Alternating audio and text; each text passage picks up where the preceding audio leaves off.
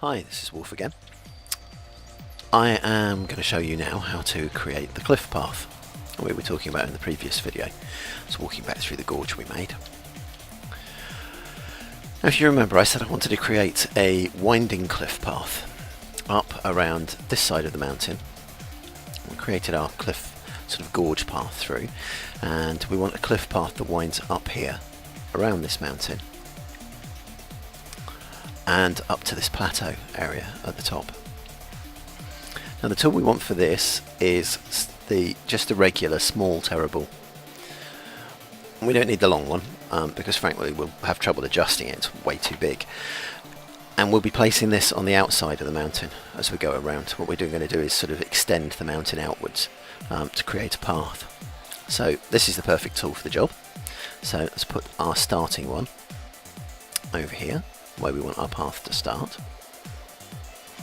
Okay, that's roughly the height we wanted at to begin with.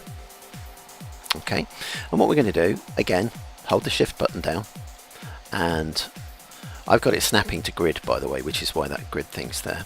You'll find that in the tools options for doing things like that. So I'm just going to create a few of these, same sort of distance apart as we had before. They're roughly the same distance apart as they are tall, so visually that's a pretty simple way to judge what sort of distance to put between them.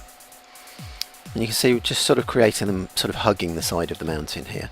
And as we go, just start to raise them up to the sort of height that we want that path to be. Remember, the path comes out where the bottom ball is. Let's sort of raise them up. Okay, and our path sort of goes in a little bit here. And you don't have to have it, you don't have to sort of force it to be, you know, a sort of a constant incline. A natural mountain path wouldn't do that. So, I mean, we might have it even go down a little here as we go around. As I say, this would be very, very difficult to do with the terraforming tools with any kind of precision. They're not really designed for precision. They're designed for sort of roughly throwing mountains around and creating lakes. You know, if you wanted to create a heart-shaped pond, you're going to be struggling, quite frankly. And if you wanted to create a finely detailed path around a mountain, as we're doing here, it's a very, very difficult thing to do. I've been using terraforming tools in Second Life and InWorldz for over 7 years, and whilst I'm reasonably comfortable with what I'm doing with them now, there is no amount of experience is going to enable you to create the smoothest of terraforming. And even with these, I mean, you saw from creating the gorge on the last video, you're very limited as to how smooth that is going to be. It's just the nature of the way that it stores the information about the landscaping on a sim. It's a very approximate thing. So, well, I might cut the video a little bit here because it's going to take, and it's a powerful tool, but it still takes time to use. So while I put these in place, I'll let you jump ahead. Okay, so they're all in place. Just following on exactly the same as I was doing before. Some of them pushed in a little, so you can do that. So it sort of cuts into the cliff a little bit. Just winding up around here, you can cut right into that corner there. And then coming up, you see a gradual sort of incline, varying it a bit, cutting right through this part, create a very natural sort of feel of a carved out path up the mountain.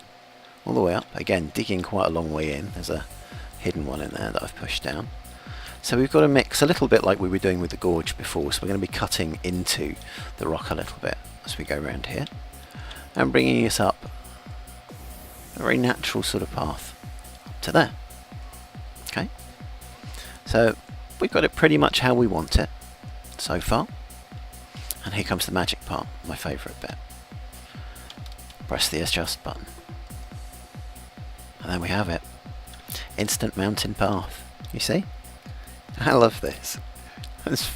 I know I made this and I shouldn't be so proud of my own inventions, but that is a very, very cool gadget. So, you see where we've cut through? And again, up here at the top, as it's followed all the way around. It's not precise, as I said when we were putting the balls out in the first place. It's not a precise art.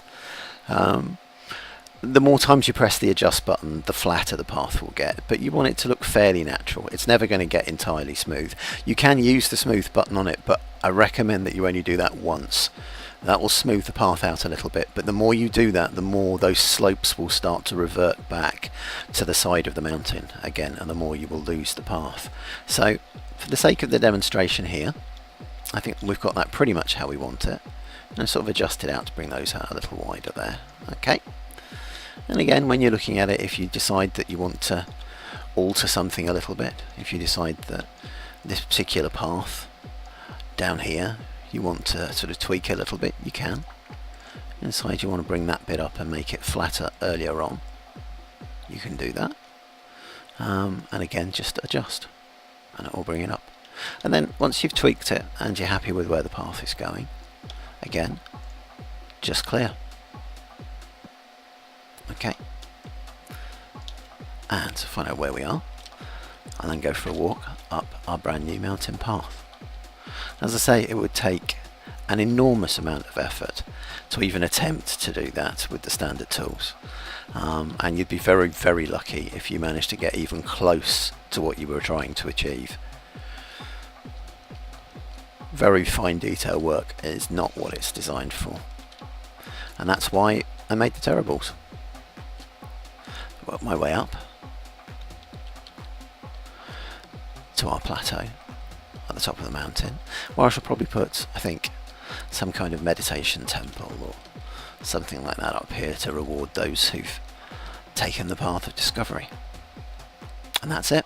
Thanks a lot for watching.